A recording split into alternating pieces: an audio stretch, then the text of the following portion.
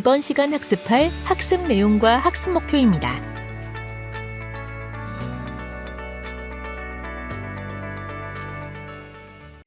여러분은 하루 중 가장 많은 시간을 보내는 곳은 어디인가요? 아마 대부분은 금방 답이 나올 겁니다. 네, 맞아요. 바로 직장이죠. 가장 많은 시간을 보내는 곳인 만큼 직장에서의 시간이 여러분들의 삶의 질을 높여주고 진정한 행복을 느끼게 해주는 공간이 되어야 하는데 과연 그럴까요? 만약 그렇지 않다면 일과 생활의 균형이 맞지 않을 가능성이 아주 높습니다. 일과 생활의 균형, 워라밸이라고도 하죠. 현대사회에서 기업이 직면하고 있는 아주 중요한 과제이자 오늘 우리가 함께 이야기할 주제이기도 합니다. 아마 한 번쯤은 일과 생활의 균형을 잘 유지하는 직원들이 그렇지 않은 직원들보다 생산성이 훨씬 높다는 연구 결과 들어보셨을 겁니다. 즉, 우리가 일하는 방식이 직무에서의 효율성은 물론이고 삶의 질에 얼마나 큰 영향을 미치는지 알 수 있는데요. 오늘 강의에서는 디지털 사회의 발전과 MZ세대의 확산이 어떻게 기업 문화를 변화시키고 있는지, 그리고 이런 변화가 우리 모두에게 어떤 의미가 있는지를 함께 탐구해 보려고 합니다. 또한 일생활 균형 제도가 왜 기업의 경쟁력 있는 요소가 되는지도 같이 이야기해 볼 예정입니다. 그럼 강연 시작하겠습니다.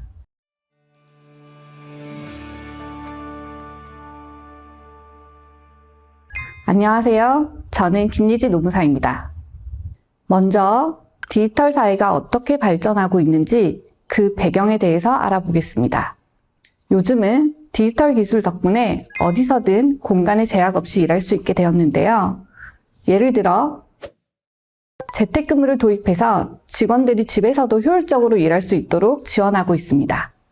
아침에 일어나서 커피 한 잔을 마시고 노트북을 켜는 순간 여러분은 이미 출근한 겁니다. 네, 같은 공간이지만 디지털 시스템으로 인해서 업무 공간으로 변화하는 것이죠. 이처럼 클라우드 컴퓨팅이나 화상 AI 같은 도구 덕분에 업무 효율성은 높아지고 불필요한 시간 낭비는 줄어들게 되었습니다. 그리고 디지털 기술의 발전은 단순히 재택근무를 가능하게 하는 것뿐만 아니라 업무의 방식을 근본적으로 변화시키고 있습니다. 예컨대 인공지능과 머신러닝은 데이터를 분석하고 복잡한 문제를 해결하는 데 큰 도움을 줍니다. 이를 통해서 직원들은 더 창의적이고 전략적인 업무에 선택과 집중을 할 수 있도록 해줍니다. 영화 아이언맨 보신 분들 많으실 거예요. 영화에서 토니 스타크가 AI 비서 자비스와 함께 모든 일을 효율적으로 처리하는 모습이 굉장히 인상적인데요. 이제 영화 속의 그런 모습이 우리 일상에서도 현실이 되고 있습니다. 다음으로 MZ세대에 대해 이야기해 볼까요? 기본적으로 MZ세대는 일과 삶의 균형을 굉장히 중요하게 생각합니다. 예를 들면 유연근무제와 다양한 복지 혜택을 제공해서 젊은 층의 요구를 충족시키고 있는데요. 이를 통해 인재가 빠져나가는 걸 막고 인재풀을 확보하고 있죠. 특히 시차 출퇴근제, 선택근무제와 같은 유연근로시간제를 운영하고 출산휴가, 육아휴직 등을 적극 지원하는 등 일과 가정의 양립을 통해서 엄마, 아빠가 일을 그만두지 않고 계속해서 일을 할 수 있도록 지원하고 있습니다. 그럼 이제 변화된 시대에서 일과 생활의 균형을 맞추는 조직 문화의 중요성에 관해 이야기해 보겠습니다. 일과 생활의 균형을 잘 맞추는 조직 문화는 이제 선택이 아니라 필수인 시대가 되었습니다. 그렇다면 이런 균형을 잘 이루는 조직 문화가 왜 중요한지 알아야겠죠? 우선 첫째로 직원들의 행복과 직무 만족도를 높여준다는 점을 들 수 있습니다. 많은 연구 결과 일과 생활의 균형이 잘 이루어지는 환경에서는 직원들이 더 만족하고 그 결과로 생산성도 높아진다고 합니다. 다시 말해 직원들이 행복하며 기업도 성장한다는 거죠. 둘째로 이런 조직 문화는 인재 유치와 유지에도 큰 도움이 됩니다. 요즘 MZ세대는 일하는 방식에 대한 기대, 즉 일하는 과정도 중요하게 생각하기 때문에 일과 생활의 균형을 중시하는 기업에 더 끌리는 경향이 있는데요. 이들은 단순히 높은 연봉이나 복지 혜택만을 생각하는 게 아니라 개인의 삶과 회사 생활이 얼마나 조화를 이루는 환경인지를 중요하게 생각합니다. 따라서 일생활 균형의 조직 문화가 조성된 기업은 MZ세대에 관심을 끌게 되고 이들이 장기적으로 회사에 머무를 가능성을 높이는 원동력이 되죠. 셋째로 가장 집중이 잘 되는 시간과 장소에서 일할 수 있기 때문에 효율적으로 일할 수 있습니다. 또한 개개인별로 근로시간과 근로장소를 선택하다 보니 눈치를 보면서 정시퇴근을 못하거나 하지 않고 출퇴근 시간 등도 줄일 수 있어서 실제 업무에 쓰는 시간을 줄일 수 있습니다. 이로 인해서 불필요한 초과 근무가 줄어들고 업무 효율성이 높아지는 효과를 거둘 수 있습니다. 마지막으로 일과 생활의 균형을 이루는 조직 문화는 기업의 이미지에도 긍정적인 영향을 미치게 됩니다. 요즘처럼 이미지 메이킹이 중요한 시대에서 사회적 책임을 다하는 기업으로 인식되면 고객과 사회로부터 신뢰를 얻고 궁극적으로는 브랜드 가치를 높이는 데 기여하게 됩니다. 이처럼 변화된 시대에 일과 생활의 균형을 잘 맞춘 조직 문화는 단순히 직원 개인의 행복을 넘어서 기업 전체의 성장을 이끄는 너무나도 중요한 핵심 요소라는 점을 기억해야 합니다. 우리가 가장 많은 시간을 보내는 직장, 우리의 일터인 직장에서의 만족감은 정말 중요한 요소인데요. 근데 그거 아시죠? 직장 생활은 이미 출근할 때부터 시작된다는 점이요. 출근하려고 집을 나서는 순간부터 사실상 업무의 시작이라고 볼 수 있습니다. 그만큼 출퇴근할 때 느끼는 부담감이 크다는 의미인데요. 특히 교통체증이 심한 도시에 사는 분들은 아침마다 출퇴근하는 것이 스트레스의 시작이 될 수 있습니다. 퇴근길도 마찬가지고요. 그럼 이런 상황을 일생활 균형 제도가 도움을 줄 수 있을까요? 네, 물론입니다. 기업이 유연근무제나 재택근무와 같은 일생활 균형 제도를 도입하면 직원들은 출퇴근 시간을 대폭 줄일 수 있게 되죠. 예를 들어 재택근무를 통해서 집에서 편안하게 일할 수 있다면 출퇴근으로 소모되는 시간과 에너지를 절약할 수 있습니다. 그리고 결과적으로는 직원들이 더 많은 시간을 가족과 함께 보내거나 자기 개발에 투자할 수 있게 되니 자연스럽게 직장에 대한 만족도가 높아질 수밖에 없습니다. 아울러 요즘 저출산 문제는 단순히 개인의 선택을 넘어서 사회 전체의 문제로 대두되고 있는데요. 일생활 균형 제도는 더 나아가 이런 저출산 문제에도 긍정적인 영향을 미칠 수 있습니다. 일과 가정의 균형을 잘 맞출 수 있는 환경이 조성된다면 가족을 꾸리는 데 대한 두려움이 줄어들 거라 생각합니다. 그리고 기업이 육아휴직이나 유연한 근무 시간을 지원한다면 부모가 되기를 원하는 사람들에게 더욱더 큰 힘과 도움이 될 수 있죠. 이처럼 기업이 일생활 균형 제도를 통해서 직원들의 삶의 질을 높이고 가족 친화적인 환경을 조성한다면 이는 사회 전반적으로 긍정적인 영향을 미칠 수 있는 선순환 구조가 만들어지는 거라고 볼 수 있습니다.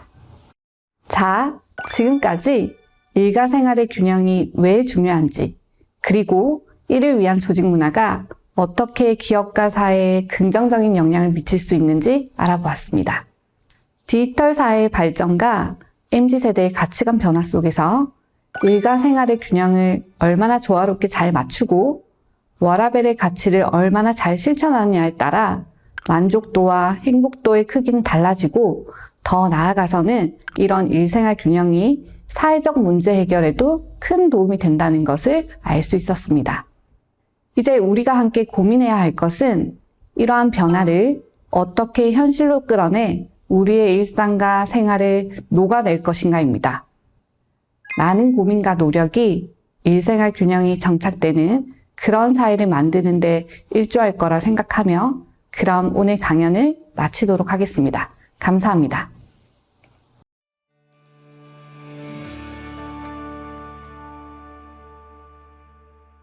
대표님 안녕하세요. 네, 안녕하세요. 센트비의 대표님이신데요. 우선 간단하게 회사 소개를 부탁드릴게요. 네, 센티비는 해외 송금, 해외 결제 전문 핀테크 기업입니다. 국내 핀테크 서비스 중에서는 유일하게 싱가포르 해외 송금 라이선스를 취득하여서 국내외 송금 서비스를 선도하고 있으며 전 세계 40개 이상의 파트너십을 통해 쉽고 빠른 해외 송금 서비스를 제공하고 있기도 합니다. 네, 오늘 이 자리에 모신 이유이기도 한데 센트비가 직원들의 유연한 근무 환경과 조직 문화를 만들기 위해서 유연 근무를 활발하게 활동하고 있다고 들었어요. 네, 맞습니다. 어떤 내용인지 궁금합니다. 센티비는 재택근무와 원격근무를 통칭하는 일명 리모트 근무제를 시행하고 있는데요. 재택근무와 원격근무요? 두 개가 비슷한 것 같은데 어떤 차이점이 있죠? 재택근무와 원격근무는 사무실이 아닌 외부 공간에서 근무하는 점은 같으나 근무 장소에 제한이 없다는 차이가 있습니다.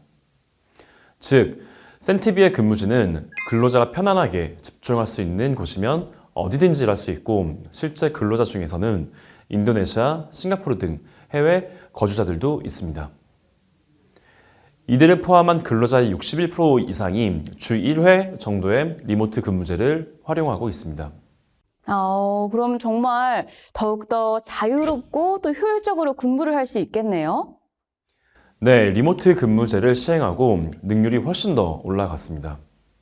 재택근무, 원격근무를 혼합한 리모트 근무제를 활발하게 활용하고 있다는 게 느껴지는데요. 그럼 혹시 재택근무를 시행하면서 어려운 점은 없으셨나요? 만약에 있으시다면 이걸 어떻게 극복하셨는지도 듣고 싶습니다. 처음에는 근로자들의 높은 만족도 속에서 재택근무를 활용하였는데요. 2021년부터 매년 50% 이상의 회사 인원이 증가했습니다. 그렇게 조직 규모가 불안하다 보니 재택근무자의 근태 관리 문제나 근로자들 간의 협업 문제 등이 발생하더라고요. 근태 관리 문제. 이게 정말 재택근무 시 문제점으로 많이 대두되긴 하죠. 네, 그래서 이를 극복하기 위해 재택근무 신청 절차를 체계적으로 변경했습니다. 조직장에게만 보고하고 재택근무를 하던 방식에서 그룹웨어를 통한 전자결제 방식으로 개선했습니다. 재택근무일에는 메신저 슬랙에 상태를 표시하고 개별 집중 근무 시간이나 비대면 회의 일정 등도 구글 캘린더에 표기해서 모든 구성원과 일정 공유를 하고 있습니다. 또 특별한 사유가 없는 한 메신저 응답은 15분 안에 하도록 하여 근태 관리와 협업 문제를 함께 해결해 나가고 있습니다. 좀 더 유기적으로 변화한 거네요. 네, 맞습니다. 근무지는 유동적이지만 조직의 근무 체계를 더 긴밀하게 개선하는 거라고 볼 수 있습니다. 제가 듣기로는 재택근무를 하다 보면 고립감이나 유대감처럼 직원 간의 소통의 문제가 많다는 이야기를 들었거든요. 네, 소통의 문제도 빼놓을 수 없죠. 어떻게 보면 심리적인 부분에 해당하기도 하니까요. 이 부분에 대한 해결책이 있으신지 궁금합니다. 센티비는 재택 및 원격 근무 같은 비대면 근무 환경의 한계를 극복하기 위해서 근로자의 심리적인 부분에 관심을 많이 기울이고 있습니다. 센티비에는 시간과 정신의 방이라고 일명 시정방이라고 불리는 멘탈 케어 프로그램이 있는데 시정방은 개인 상담, 명상 시간을 통해서 근로자의 업무 스트레스를 줄이고 심신 안정을 도모할 수 있게 하고 있습니다. 시간과 정신의 방, 정말 이름 뜻도 좋고 역할도 중요한 일을 담당하고 있네요. 네, 그리고 근로자들 간의 접점을 마련하는 이벤트 팡도 있는데요. 팡이 어떤 거냐면은 4명 이상의 구성원이 자유롭게 모여서 식사 혹은 서로의 유대관계를 증진시킬 수 있는 활동을 하실 경우에 회사에서 지원을 하는 제도입니다. 친분과 무관하게 다양한 만남의 기회가 될 수 있도록 매번 다른 구성원으로 조직하여서 구성원 간의 친목을 도모하고 혹시 모를 고립감도 해소하고 있습니다. 정말 직장에 이런 모임이 있다면 저도 참여해서 하고 싶은 정도인데요. 실제로 직원분들의 만족도가 아주 큰 부분입니다. 그럼 유연근무 이외에 일 가정 양립을 위해서 직원들을 위해서 실시하고 있는 제도가 또 있으신가요? 네, 기본적인 법정 제도 이외에도 직원 또는 배우자가 출산하면 축하 선물을 주고 직원이 결혼하면 14일간의 휴가를 부여하면서 경조비로 50만 원씩을 지원하고 있습니다.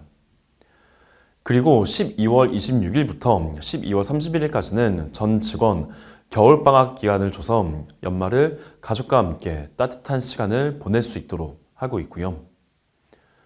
직원들에게 충분한 쉼을 제공하기 위해서 이사휴가, 장기 근속휴가, 생일휴가 등 법정 연차휴가 이외에 다양한 휴가 제도를 운영하고 있습니다.